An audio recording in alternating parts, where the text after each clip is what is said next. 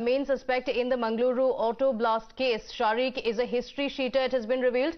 He is an accused in several other unlawful activities in Karnataka dating from 2020. And now the probe by the police in the case has also revealed that Shariq was inspired by the global terror outfit and was well trained and also handled by terror operatives. Not just that, he also actively tried to radicalize youth against the administration and the police as well. Further, he allegedly made videos about the hijab controversy and gave out a call to others to join in, as in many numbers, during the anti-CAA riots in Mangaluru as well. His nefarious designs may have been carried out in parts of Karnataka, but they have been well planned in other parts of the country as well. That includes Coimbatore as well, because that seems to be other locations as well that he seems to have travelled before. In fact, the investigation also proves that Mangaluru blast was a nefarious terror plot to bleed the nation and was aimed at causing some serious damage to instill fear in innocent people. In fact, after the international links to the blast surfaced, the central agencies are now probing the role of masterminds and making attempts to nab them.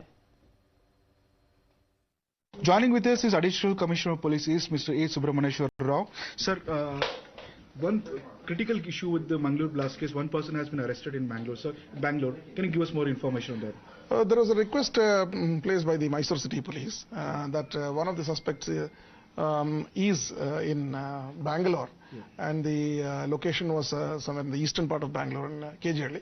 So accordingly, when the request was placed, our local DCP with his team has secured the individual. We have handed over the individual today afternoon to the Mysore Police, and since it is their case, they are investigating, and as per law, they'll follow up with the investigation. Person main accused in the Mangaluru case, he met this person Ruhullah here in Bangalore, and he was where the entire meeting happened along with his handler. Any info on that? No, that's beyond the scope of our work. So we've just assisted the Mysore Police in securing the individual.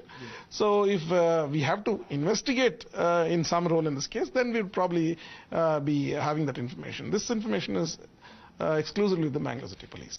Well, if this explosion and premature explosion hadn't taken place, we wouldn't have known exactly when it comes to the nefarious designs of Mohammed Shariq, because he too himself was injured in the explosion that happened in an auto rickshaw just meters away from a police post. Who exactly is this individual, and what are the links that are now being drawn, not just from Mangaluru but also his other travel locations as well, because he seemingly had also travelled to Coimbatore before.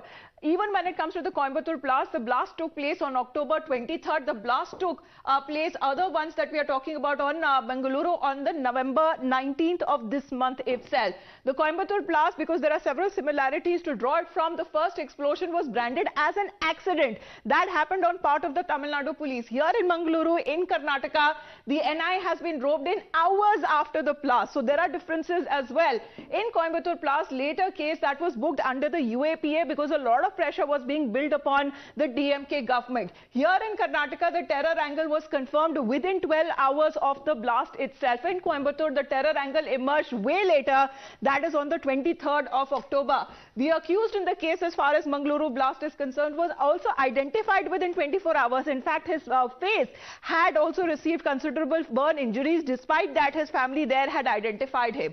In Coimbatore blast, the cops faced difficulty in finding the key accused because there were a lot of theories that were being floated exactly to first term it as a terror attack or not. Here in Karnataka, accused house was raided and parts of IED that has been found, and they were put on display by the police yesterday while they were holding a press briefing. In Coimbatore, the probe was given to the NIA on the 27th of October, 4 days post the blast, thereafter realizing that this could be a bigger conspiracy and not just a cylinder blast that may have taken place. Let me go across to Deepak now. Deepak, similarity is as far as the accused in the case is concerned, because a similar modus operandi was being used. Differences on part of how the investigation is being carried out by different state governments and the police. Yes, the investigation continues at this point in time, and definitely when it comes to what happened here, police were quick to determine, this could have been a terror attack, and then made an official announcement as well, based on evidence that they gathered at the site of the blast, be it the cooker that was present, the circuit board and the wires around the cooker, the kind of chemicals that they found. Of course, they had to send it back to the FSL, but there was a little bit of evidence to suggest that it was an IED at that point in time. And also, after realizing who this person could be, after also figuring out that it was an Aadhaar of another individual that he was using, various aspects, collaborating all of these evidence together, they did come to the conclusion that it was an act of terror very swiftly. And of course, search is going on in multiple locations. Even at this point in time, the priority has been to ensure that they gather as much information as possible, though they're not able to, of course, question the main suspect or the accused in this particular case, who has not just suffered, burn injuries externally, but has also inhaled a lot of smoke. So, for them to aggressively question him at this point in time becomes increasingly difficult. And that's where, all the other people they are right now pulling up, it becomes very important. The latest, of course, being one from Bangalore, Mohammed Rulla, who has been picked up. He's supposed to have been in touch with Shariq, and he has frequently contacted him. And what sort of information comes out from him? Apart from that, a person being picked up from Mangaluru, two from Mysuru as well. So there is an ongoing process of detention and questioning. No formal arrest up until now has been shown, apart from the key accused, of course, who's right now in the hospital still. So it's an ongoing process, and the police are hopeful that they will be able to, crack down on the entire network, if any, of Shariq. All right, because that is what we are looking at this point, as the investigation still continues, but there are differences and glaring differences on part of the investigation that is being carried out by two different state governments. For the moment, Deepak, thanks very much for joining in.